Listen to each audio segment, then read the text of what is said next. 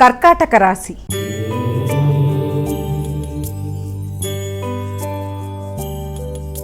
కర్కాటక రాశి వాళ్ళ విషయం తీసుకున్నట్లయితే పూర్వపు రుణాలు తీర్చడంతో పాటుగా మానసిక ప్రశాంతత పెంపొందించుకునే దిశగా ప్రయత్నాలు చేస్తారు. దైనందిన జీవితంలో మార్పు వస్తుంది. మీ మీద మీరు వ్యక్తిగత శ్రద్ధ తీసుకుంటారు. ఆరోగ్య విషయంలో తగిన శ్రద్ధ తీసుకోవాలి.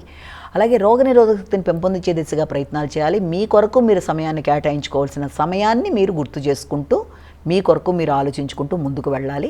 అలాగే కుటుంబంలో శ్రమ అనేది అధికంగా ఉంటుంది. వ్యక్తులతో విభేదాలకు దూరంగా ఉండాలి. ముఖ్యంగా మీ యొక్క మిత్రులతో కావచ్చు, లేకపోతే స్నేహ సంబంధాల విషయంతో పాటుగా మీ యొక్క బంధువర్గంతో కూడా తగిన జాగ్రత్తలతో ముందుకు వెళ్ళి అనుకున్న ఫలితాలు సాధించాలి. సింహరాశి.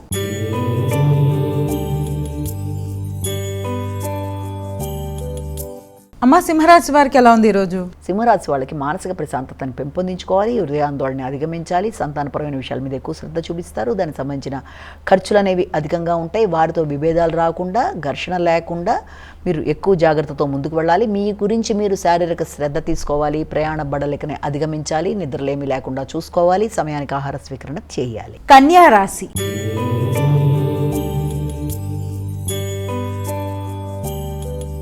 అమ్మ, కన్యారాశి వారికి ఎలా ఉంది ఈరోజు? కన్యారాశి వాళ్ళ విషయాన్ని తీసుకున్నట్లయితే కుటుంబ వాతావరణాన్ని అనుకూలంగా మార్చుకోవడానికి ప్రయత్నం చేస్తారు. గృహ వాతావరణంలో మంచి సౌఖ్యాలు ఏర్పరచుకోవడానికి చేసే ప్రయత్నాలు అత్యధికంగా ఉంటాయి. అలాగే గృహాన్ని అందంగా అలంకరించుకోవడానికి ప్రయత్నాలు చేస్తారు. నూతన గృహ నిర్మాణం కోసం కూడా ప్రయత్నాలు చేస్తారు.